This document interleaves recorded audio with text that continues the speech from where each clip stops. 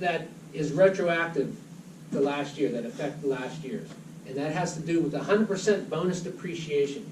And what that means is, a lot of you real estate people, if you purchased assets after 9/27, you can get a full write-off of anything that you bought, even if you think that you had to capitalize it.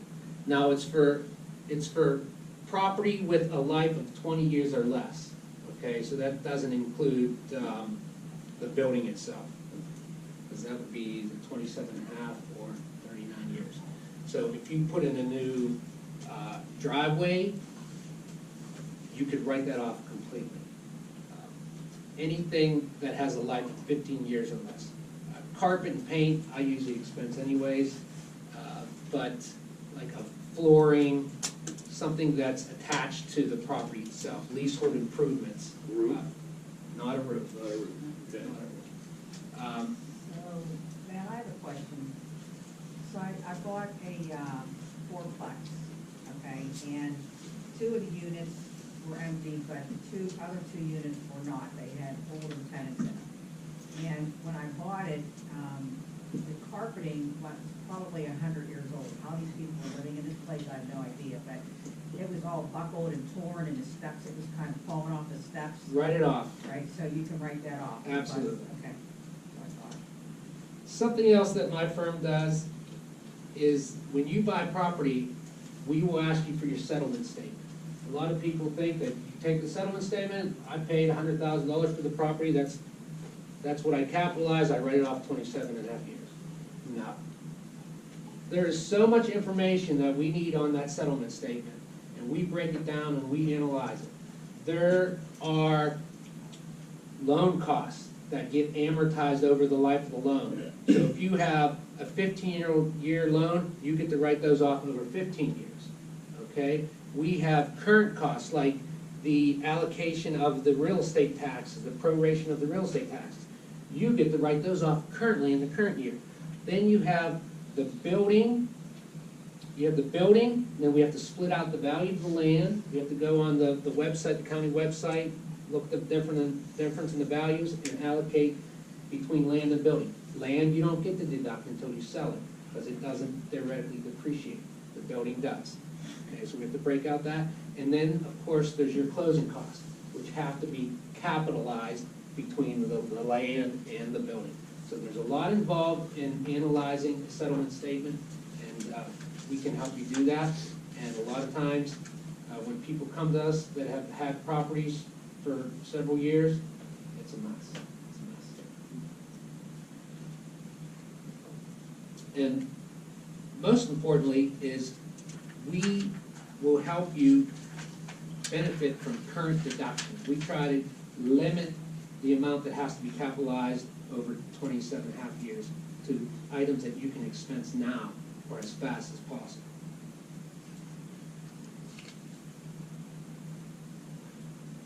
The section 179 deduction, that's like a current write-off. It doesn't really, it's not supposed to affect passive real estate. However, if you're a trade or business, it does, it qualifies, and you can write off up to $1 million worth of assets, not including the building.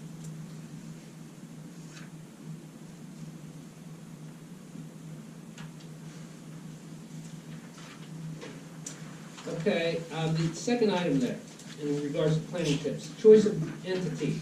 A lot of people come to me after they've already set up their LLC or decided to be an S-corp. They go to their attorney, now this is what my attorney told me to do. Attorneys don't know the tax law. Trust me. I have attorneys call me all the time, which these people do.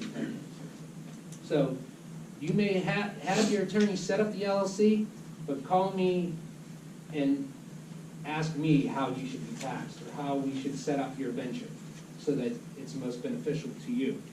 One thing I see a lot of times is LLCs, husband and wife LLC. Well, in Pennsylvania, which is not a community property state, when you have a husband and wife own an LLC, you have to file a partnership return. It's required. In other states, in community property states, if it's not your wife, it's just two people, you can elect out of the partnership roles. There's something called subchapter K, which applies to partnerships. Well, the IRS allows you to elect out of the partnership roles if you're able to identify each person's portion of income, and you just report it on your Schedule E yourself. In fact, I have some clients in here that do that. And that's fine and dandy, but if you're a husband and wife, you can't. You have to file a partnership return. I encourage you to file a partnership return anyways, because it's easier to do the accounting, keep track of things. What is a partnership return? Pardon me? What is a partnership return? Form 1065, it's just an information return that basically tells the IRS, here's what this entity made, and this is each person's portion of the income or loss. And that's instead of which form? Schedule E or Schedule C, depending on the type of business you're in.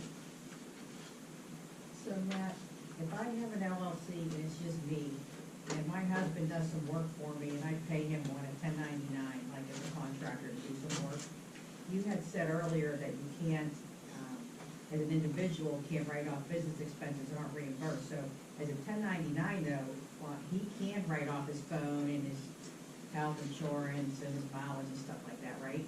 So he would do his own Schedule C? Yeah, that's probably a long way to get there, because I certainly wouldn't want to turn real estate income, passive income, into. It's not under passive income, it would be on the LLC that has the regular income. Okay.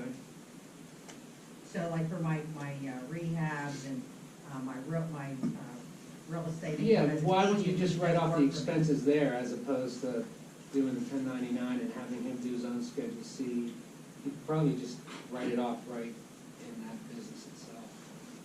You know, I'd have to see your whole situation, but it seems like a long way to get there. Okay. So now for the good stuff. How do you qualify for being a real estate professional? Okay, most of us are starting out in real estate, or we do it on the side. Well, the IRS considers that passive investment income. It's not a trader business. Now, there is an exception, and that's being qualified as a real estate professional. And the reason we want to do that is, one of the reasons we want to do this is so that we get the 20% qualified business income deduction. And it's not a fit for everyone, and it's very hard to qualify. And a lot of people, and I know one person in this room, they have a full-time job, and I said basically, if you have a full-time job, it is very hard to qualify as a real estate professional. Because the first threshold to being a real estate professional is you have to do 750 hours of real estate activities. And if the IRS looks at, if you have a full-time job working 2,080 hours a year, it's almost impossible that you have another 750 hours to spend on real estate activities. So, pull out this sheet here. This is where I'm at on this one. It has the chart on the back. I believe that's on the left side also.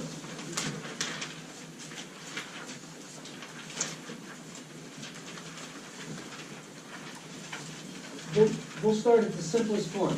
If you have real estate property and you have losses and you make under $100,000 a year, you are allowed, well, let me start with passive. Passive versus active. With passive losses, this came out in 1986. A lot of wealthy people were investing in real estate and taking big deductions for all these write-offs. And, you know, they never went to see the property might be across the country, but they were taking all these deductions. Well, the IRS said, we don't like this. So we're gonna install the passive activity loss rules, which means you can only offset your passive losses against passive income. Right? That's the basics. So if you have a loss and you don't have any income, you can't deduct it, you have to carry it forward until you either generate income or you sell the property completely. Now, there is an exception they carved out. If you make less than $100,000 and it phases out to $150,000. But if you make under $100,000 and you actively participate, like you sign leases, you show the tenant or potential tenant the house, and you can show that, and you fix things, you can deduct up to $25,000 of passive losses. So if you make under $100,000 and you have passive losses in real estate property that you actively participate, you can write off up to $25,000. Total of all your property or per property? Total. I paused because there's some more rules in regards to. All right, thanks you for giving me the simple answer that I probably wanted. So the next step, let's say that you are over $100,000 of income. That's That's total income, right? that is, CGI. it's AGI, right? That's adjusted gross income. So, then you have to, and that's where we go to that chart. If you look at the chart on the back. We want to try to, after you get over 100,000, you don't get to deduct those losses unless you have other income. Unless you're a real estate professional. Okay, and the real estate professionals rules say that you have to do 750 hours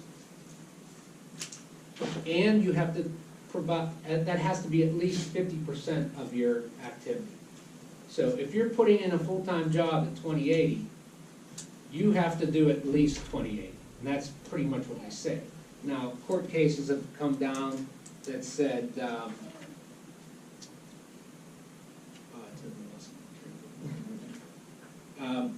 that you could prove that you were only working part-time, or like, let's say you were the owner of the business and you didn't have to work 2,080 hours. You know, so even though you were at your other job working, you were actually working on real estate stuff, so on and so forth. And we'll talk about how to support that. So once you pass that original threshold of being a real estate professional, you still have to show that you materially participated in those individual activities. Okay? And let's go back to the example. If you make over $100,000 and you don't want to be considered a real estate professional, if you materially participate in these businesses, and that is spending 500 hours or more, now that's per property. You have to show that you work 500 hours on each property, because each property stands on its own, for you to consider that as not being passive. I mean, that's crazy. If you had 4 properties, that's 500 hours right there, okay? 500 each to get to your 2,000 hours. So the first loophole you have to jump through is 750 hours, and then you have to prove that you materially participated in each activity of 500 hours. Now, however, if we can qualify you as a real estate professional, they allow you to make an election to say, I'm going to group all these activities together. I'm allowed because I'm a real estate professional. But if you can't pass that first threshold, you can't get to the next threshold. So that you want to try to get to the real estate professional, and then we have to make the grouping election. And you have to make that on your tax return every year. And Alex, I bet you don't even know I do this election for you every year. Of course I do. So. So what do you, I mean, what level of proof is required in terms of your activities? How do you have to reflect that? That's what I was gonna finish up with, but we're almost there. Okay. And it's very hard. You know, a lot of times you hear about people having to keep their mileage logs. Oh, I don't have to keep my mileage logs. And a funny story, I had a client get audited because he had like 4 cars. And his old CPA, he asked him for his